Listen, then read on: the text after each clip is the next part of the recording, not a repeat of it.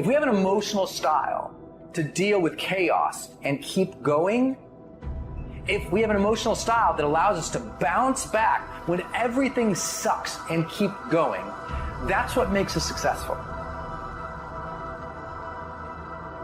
Here's what leadership is. The challenge to be more than mediocre. The challenge to step up to a new level, a new dimension. And here's what this new dimension has: opportunity and responsibility. But who wouldn't want the responsibility along with the opportunity if it builds an extraordinary life? You wouldn't want it any other way. The refinement of leadership. Make this list. Learn to be strong but not rude. Some people mistake rudeness for strength. Rudeness we don't need. Strength we do need. Here's the next one. Learn to be bold but not a bully. We need to boldly seize the day, boldly seize the opportunity, boldly seize the chance. But we don't need bullies. We don't need anybody to push anybody around. There's a whole new level of leadership, a new method of leadership. Here's what it is: leadership by invitation, not leadership by threat, not leadership by intimidation. That now shows the weakness of the leader. That now shows ego at work instead of skills. But it's leadership by invitation. Invite somebody to a better way of doing things. Here's what else it's called: leadership by inspiration, inspiring somebody to make the necessary changes to move up or to get the job done. As leaders, we inspire. As leaders, we entice. As leaders, we invite, entice, inspire. Not threaten. New kind of leadership. Be bold but not a bully. Next, be kind but not weak. Some people mistake weakness for kindness. It is a great mistake. Kindness isn't weak. Kindness is a certain unusual strength. But don't say, I must be weak in order to be kind. The answer is no. Sometimes you have to be unusually strong to be kind. Somebody coined the expression, tough love.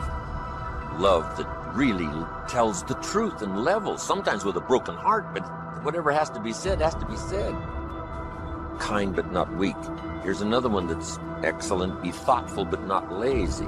We need to give thought, but we also need to take action.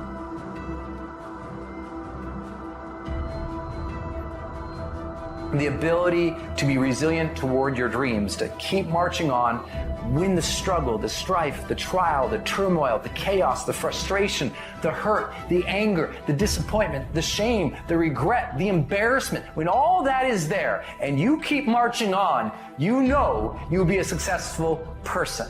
It's the ability to be optimistic enough to know this too shall pass. This time shall change. I will find a way. I will honor my truth and keep pursuing my dreams. Thick and thin, storm or night, I will maintain my march. You need to dream without just being a dreamer. Head in the clouds, yes, dreaming lofty dreams, but feet on the ground.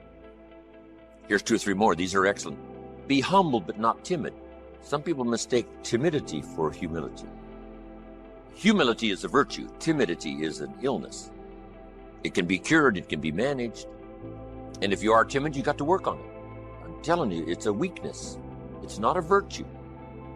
But you must turn your timidity into strength and keep working on it and keep working on it until finally you have driven it into such a small corner that it does not devastate your life anymore.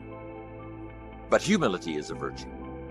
Expands your ability to understand the vastness of it all and how small we are in relation to everything. Humility that causes you to get on your knees and talk to a child without any fear how you look. Humility to understand, yes, humans are unique, but in the vast space of it all, we're all pretty small. Yes, we know, but what we don't know is so much greater than what we do. Here's a couple of more. Be proud without being arrogant. There's something to be said for team pride and community pride, company pride, personal pride. But don't cross the line to where your being proud now becomes arrogance. Pride we need, arrogance we don't. Arrogance is usually the childish attempt to make up for lack of self-worth. The childish attempt to make up for lack of self-worth has a tendency to create arrogance. And you know the worst kind of arrogance? Arrogance from ignorance. That's the worst kind.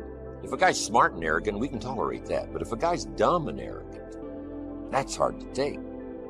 So now, all leaders must learn the basic laws so they can use them as illustrations as well as use them for productivity. Here's the first of the basic laws. Whatever you sow, you reap. Now here's another way to put it on the positive side. In order to reap, you must sow. Reaping is reserved for those who sow, who plant. To deserve the harvest, you must plant the seed. Take care of it in the summer. Careful.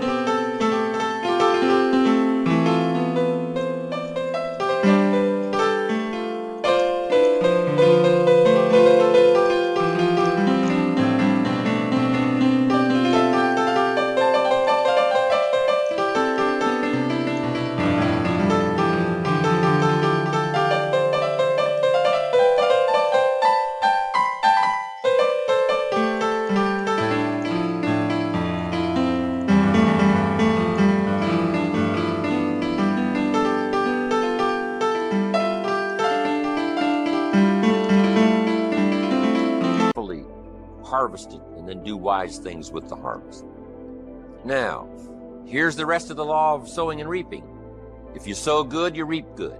If you sow bad, you reap bad. You can't sow bad and hope for good. You can't plant weeds and hope for flowers. It works both positive and negative. Now, here's something else about the law of sowing and reaping. You don't reap what you sow. You reap much more than what you sow. Now, here's what's important to understand on that. It works both positive and negative. The old prophet said, if you sow to the wind, you don't reap a wind. You reap a whirlwind. You got to be careful sowing to the wind. It doesn't come back as a wind. It comes back as a whirlwind. That's on the negative side. But now it also works on the positive side. If you plant a cup of corn, how much do you get back? A cup? No, a bushel for the cup. You get back much more than what you plant. That's the reason for planting, for the increase. Positive, negative. Now here's the next key to the law of sowing and reaping. Sometimes it doesn't work at all. The farmer plants the crop in the spring, takes care of it all summer, is an honorable man, loves his family, is a decent citizen. But the day before he sends the combines into the field, a hailstorm comes along and beats his crop into the ground, and it's gone, it's lost. So this time it didn't work. So now what must the farmer do? He's got to decide whether to do it again or not. Should we take another chance in the next spring? We would advise him to do so, even though he lost everything in the last harvest. And it didn't work. You didn't reap what you sowed. But here's the law of averages. Here's the odds. More often than not, you reap what you sow. More often than not, you'll have a harvest if you plant in the spring. There's no guarantee, but more often than not. And guess what more often than not is? Pretty good odds. It's better than Las Vegas. Incredible. Next.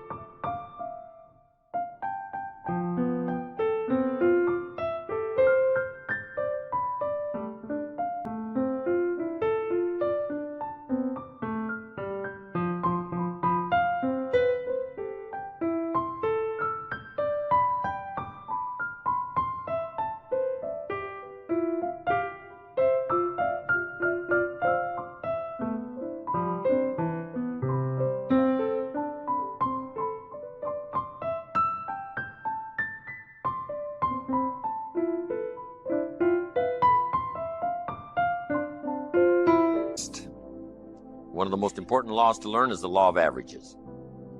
If you do something often enough, you'll get a ratio of results. Once you understand that, the world is yours. Learning to employ people in the unique thing called the law of averages is stunning in its result in terms of fortune, future. In baseball, we call it batting average. Swing 10 times, get a hit. Swing 10 times, get a hit. Nobody bats 9 out of 10. Some of these guys are getting $5, $6, $7 million a year, batting 2, 3 out of 10.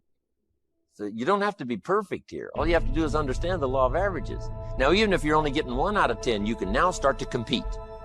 If you've been here a long time, you can get 9 out of 10. I just joined, I can only get 1 out of 10. I'm telling you, if we have a contest, I will beat you. Say, well, you just started, how could you beat me? It's very simple. While you talk to 10 and get 9, I will talk to 100 and get 10. I win. Isn't that clever? Here's what I do if I'm new. I make up in numbers what I lack in skill.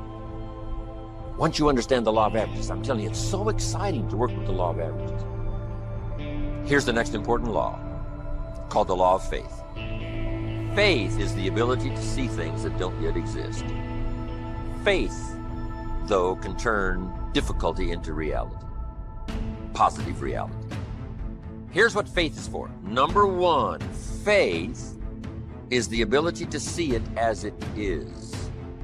Faith doesn't mind seeing it as it is because faith is a miracle worker. Faith does not ignore the negative. Faith uses the negative because if there was no negative, there'd be no need for faith. If everything is okay, what would you need faith for? You need faith because it isn't okay. Now, what isn't okay? Who knows? The situation that isn't okay. So here's what faith does. Number one, faith does not ignore the negative because faith now stands.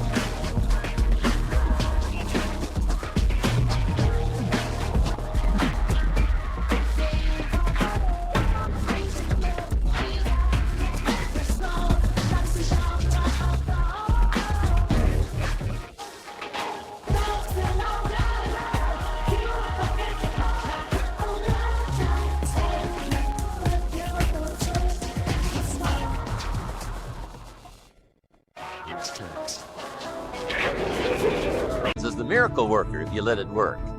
So faith sees it as it is. If it's ugly, it's ugly. If it isn't working, it isn't working. If it's a mess, it's a mess. It doesn't hurt to call a mess a mess. You don't need to fancy it up here. If it's broke, it's broke. If it's miserable, it's miserable. Faith doesn't mind admitting that. Faith doesn't mind seeing that. Here's why. Number one, you can see it as it is. That's the beginning of faith, seeing it as it is. Now, here's the second step of faith. See it better than it is. Couldn't you see beyond the mess? The mess is for today. Couldn't you look into tomorrow? The answer is yes, I guess I could look into tomorrow. Humans have this incredible ability to look into tomorrow, to look into next week. Dream the dreams, make the plans, visualize, use your imagination, see it better than it is. Now, here's the third step that turns faith into reality. Make it better than it is. Faith now must be invested in the muscle. But if you invest faith now in the action, you can take any situation and make it better than it is. Next, in the beginning of faith, seeing it as it is. Don't see it worse than it is. Don't blow it out of proportion. Some people have this tendency to blow it all out of proportion and say, well, it can't be that bad. If it's this bad, that's how bad it is. You don't need to multiply how bad it is by 10. Just as it is, that's the deal. As it is. Don't see it worse than it is. Now here's the next. Don't see it for more than it can become. There's a thin line between faith and folly. Yes, it's possible to see yourself as a millionaire, but not overnight. Somebody says, well, yes, I can see that. Don't see it for more than it can become in a reasonable period of time. Yes, if it dropped out of the sky overnight, but that's not likely. But it's still possible to be a millionaire.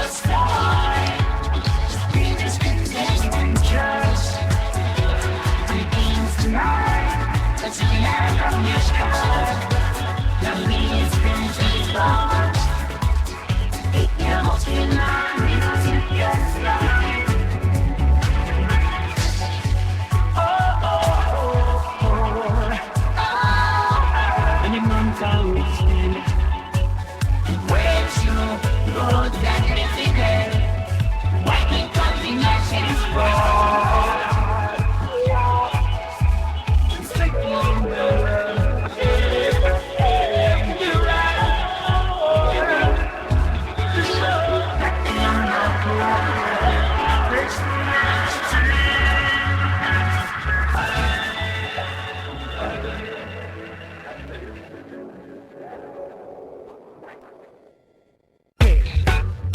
millionaire. It's still possible to be rich and wealthy, given a certain amount of time working with the law of averages and all the rest of the stuff we've talked about today.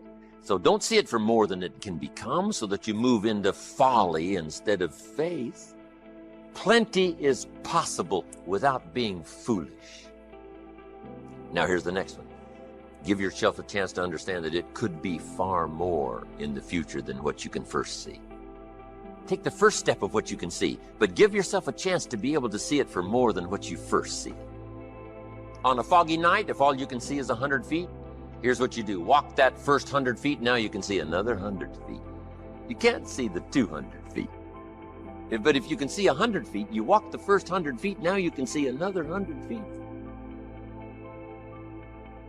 So I'm asking you to take the early steps of faith. Whatever you can see it possible to become, start believing that. Have faith for that. And I'm telling you, as that starts to exercise, you'll be able to see it for more and for more and for more. The possibilities will start to increase in your own imagination.